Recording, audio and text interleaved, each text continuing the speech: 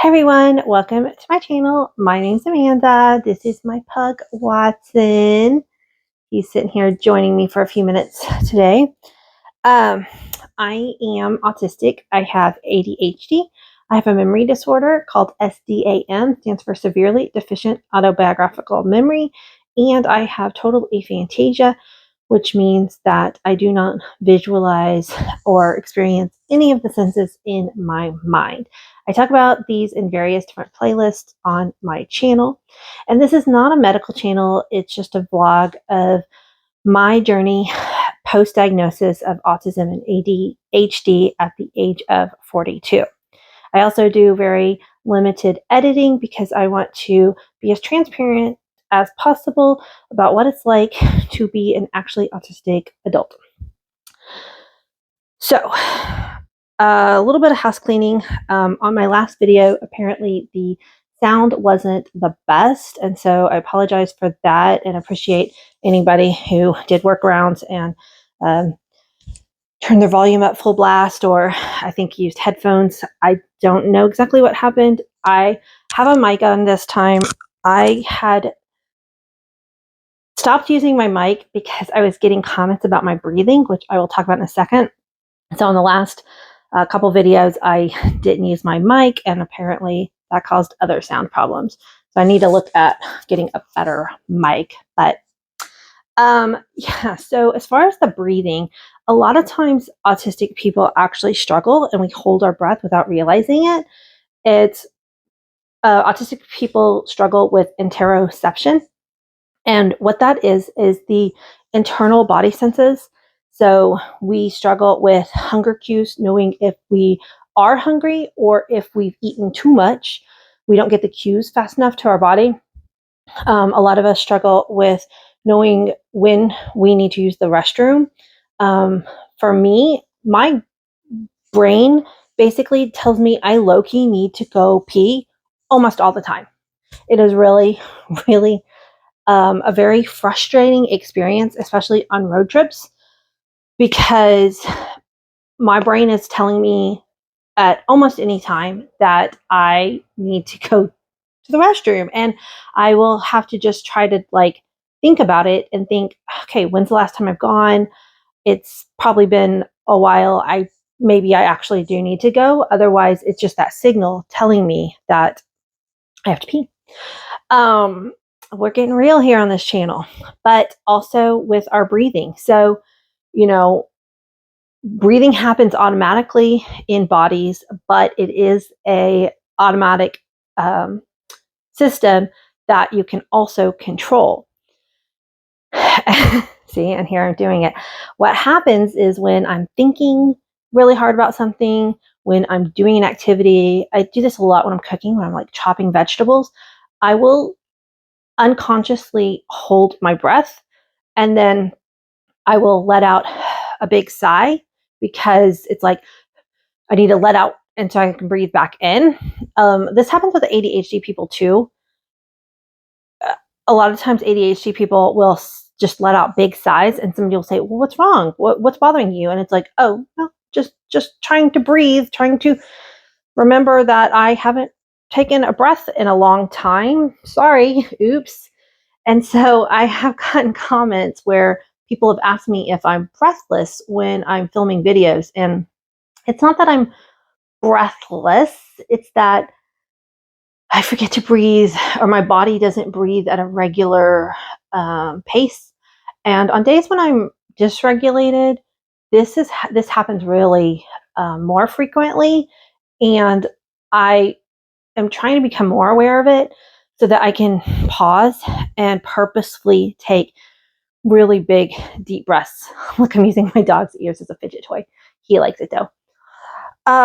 So that, I guess, made me a little self-conscious, and so I stopped using the mic because the mic was picking up those sighs more often. But it's actually a good talking point, and it's part of being autistic is having poor interoception and not being able and being aware of your body systems.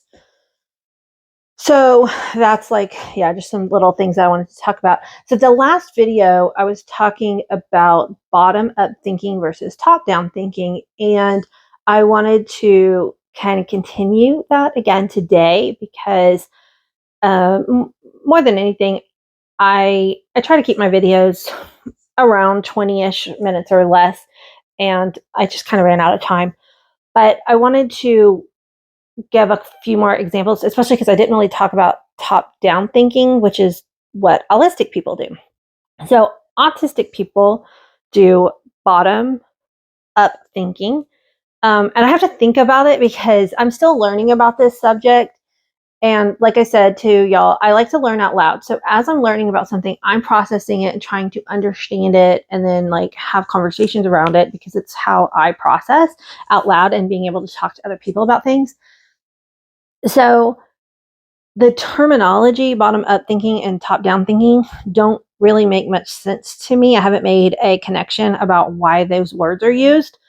But in a nutshell, autistic people tend to look at all of the details on something and then they narrow it down to come up with a conclusion. And allistic people, non autistic, they use background information and they use background knowledge to fill in gaps and make subconscious decisions about something to help them form their new choice. So, in my last example, I was talking about buying a car and how, even though I was pretty sure I wouldn't use it, like I wasn't going to buy a truck, I still had to look at all the trucks on the market to then eliminate them. An allistic person would probably be like, okay, I'm not going to buy a truck. There's no need to look at the trucks because I'm not going to buy one. But my brain still had to go through the process of elimination. Another good example is if you were to go to a new restaurant. So, an allistic person, when they walk into a new restaurant that they've never been to, their brain is going to have restaurant stored in their brain, and they are not, they're just going to use that past knowledge of what a restaurant is to fill in this new environment that they're in. And they're just going to use old knowledge and data that they had, and it's not going to cause them anxiety or stress. It's just like, okay, this is a different version of restaurant. But an autistic person, when they walk into a new restaurant, and again, I'm using all of these broadly because we're not monoliths. Autistic people, some people may not do this, and some allistic people may not do this. This is just, in a general, a majority sense sort of thing. So if an autistic person walks into a new restaurant that they've never been to, they're going to do that whole big thing where they're looking at all the details again. So I'm going to immediately walk into the restaurant and I'm going to be, is this counter service or wait staff? Is this find your own seating? Do I need to wait for a waiter to seat me or a hostess to seat me? Where are the restrooms? Where are the speakers? Because if I can, I'd like to sit away from the speaker because the speaker makes it too much noise for me. Are there booths versus tables? Like just what is it more casual? Is it more formal? Like I'm looking at all of the details and I'm processing it as fast as I can to try to figure out what this restaurant is. And all of this happens, and it's all happening so fast that, then if the waitress throws a question that you're not even expecting, it can kind of like throw an autistic person off. They're like, how's your day? I'm like, wait, we're not worried about that right now. I'm still trying to figure out all these things about this new restaurant. And then when you sit down, you're then needing to process the menu and you have loud noises going on, and it can cause a sensory overwhelm. That's why in the comments in the last video, a lot of us, thank goodness that most restaurants have their menus online nowadays, because I can guarantee most autistic people are looking up their menus online and pursuing it before we go out to eat. And it is just the absolute worst when it's not updated and you go into the restaurant and you already know what you're going to look at. But again, bottom up processing, even though I've looked at it at home, at least for me, I still am going to look at the menu when I get at the restaurant and look at all the choices again, because it's like I have to go through that process, even though I've kind of already made my choice, just in case.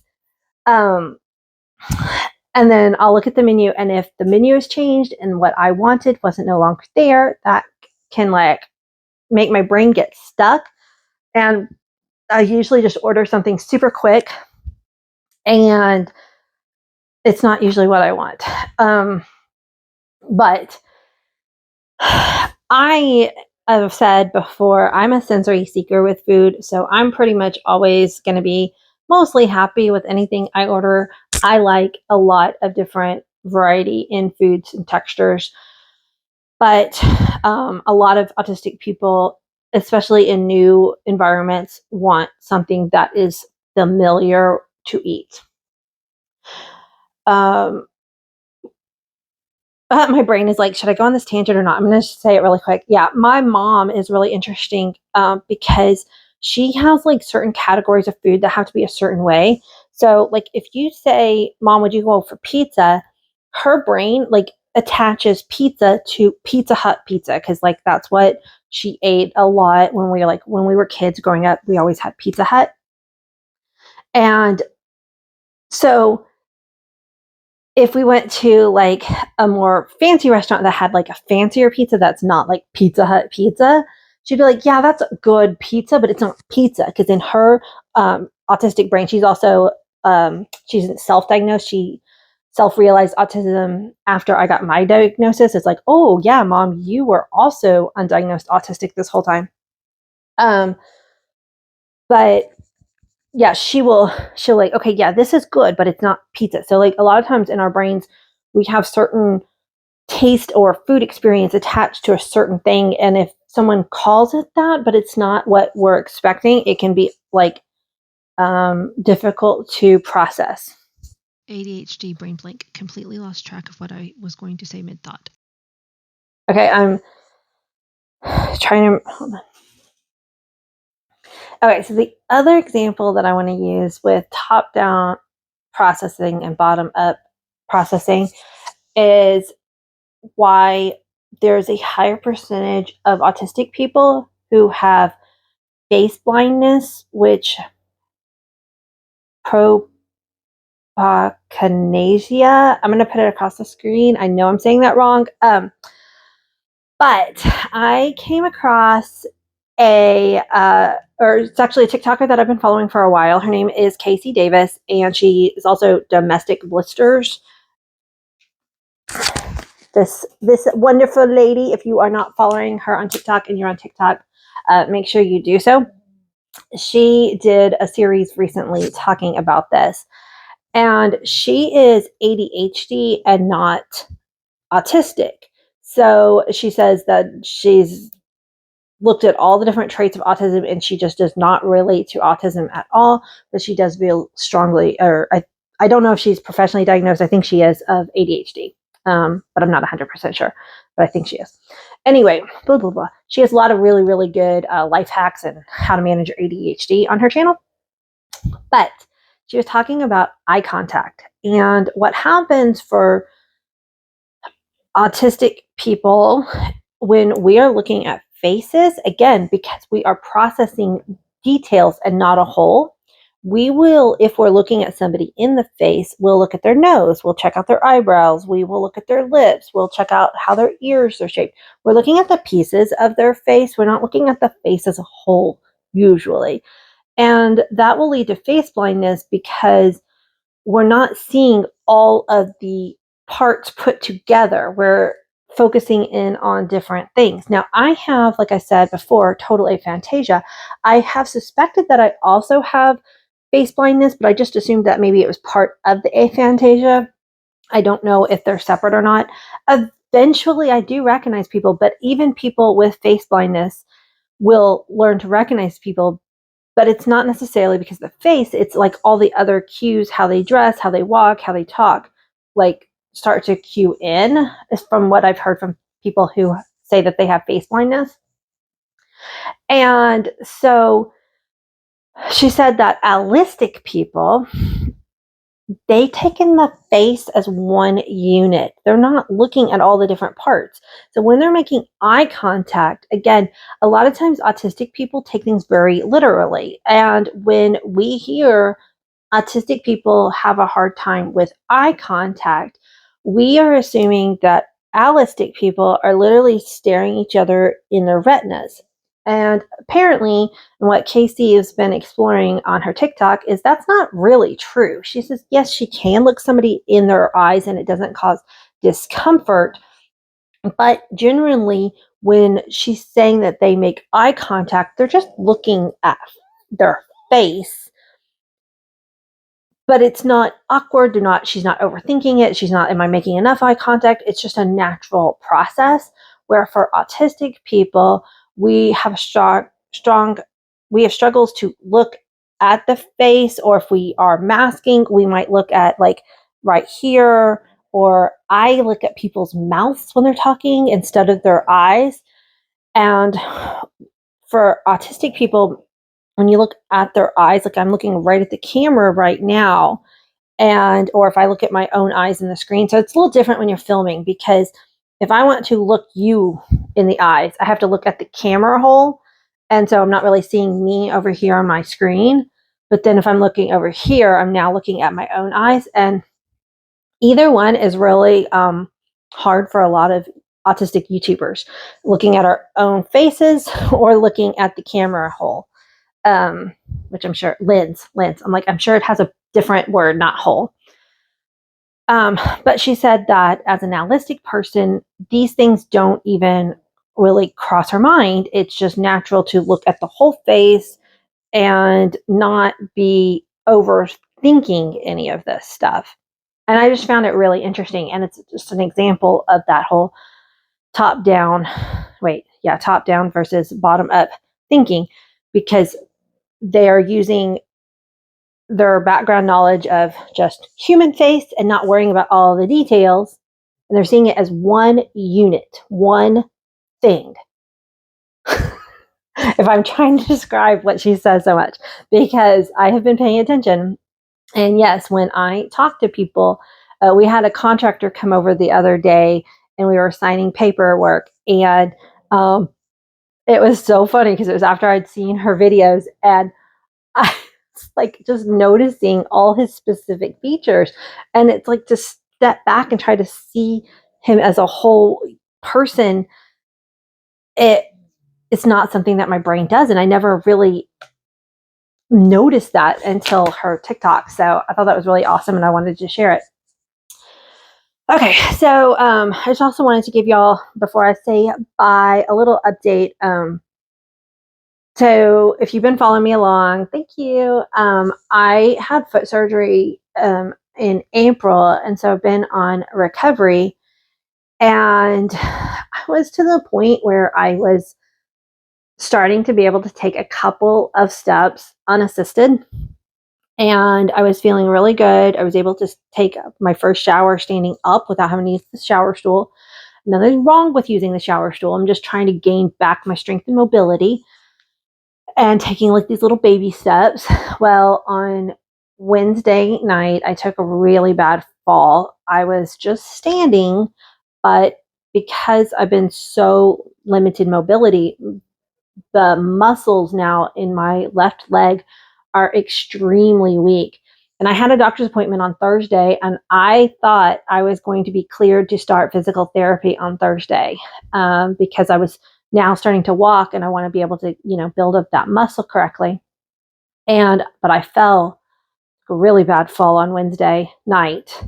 So I went to the doctor, and because I already had that appointment, and he said that it pretty much set my recovery back for 3 to 4 weeks, and I cannot put weight back on my foot again for an entire week. Which I already, like, Wednesday night, I was in so much pain that obviously I wasn't putting any weight back on my foot, but he wants me to stay off of it for a week. And that basically Thursday I was okay. Because I had stuff like it was almost like putting the mask back on. Like I had to go to the doctor. I had stuff that I'd already planned and I just had to get through the day. But then Friday, which was yesterday for me, I just shut down. I had such a hard day. And that's one thing I want to keep reminding people, that autism isn't a static disability. There's going to be days where everything's fine. There's like nothing wrong. You're flowing, you're driving, you're communicating with your friends. And then something can create a shutdown, or it can be just like you've had so many good days in a row, your body's like, okay, I need recovery time, you're doing too much. Like, there's so many things that can cause a shutdown. But I pretty much spent the entirety of yesterday, I had a couple things like I had to do because hashtag adulting, but most of it I was able to, like, my husband was able to step up and take care of for me. And I just spent the day pretty much in bed, no makeup. I only wear makeup when I'm feeling good. Yeah, just like binge watching Voyager, which is like one of my comfort shows. And I'm not a big TV watcher, but yeah, yesterday I just was just in shutdown mode. It was hard to do anything. And I'm feeling a little bit better today because being able to have myself and allow myself that recovery time yesterday and not trying to push through means that I'm feeling better today. For some people, that recovery time may need to take longer. And I still don't have a lot planned today, but I know that I wanted to do this part 2. And so that kind of like inspired me, because whenever you have something with your special interest, it can kind of like pull you out of a shutdown sometimes, not always. At least for me, sometimes that really helps. And creating this content is something that is just one of my special interests. So knowing that I wanted to film this today got me really excited to, like, oh, I'm going to put on a little makeup. And, you know, I have filmed before without makeup because I do want to show different types. Oh gosh, someone's doing lawn work, but I'm almost done. But yeah, like, I'm not just doing these videos on days that I feel good. Now, obviously, if I'm in an extreme shutdown, I can't film. But on days where I feel at least somewhat better, then, and I was planning on filming, then I'm going to do it because I want to show different stages of what autism might actually look like. And like today, yeah, like I didn't make my background look as cute as sometimes I do, because it was just like, you know what, let's turn the camera and start filming, because I don't have the energy to do all of it, if that makes sense. Anyway, I just want to say thank you guys, and I will see you on the next video.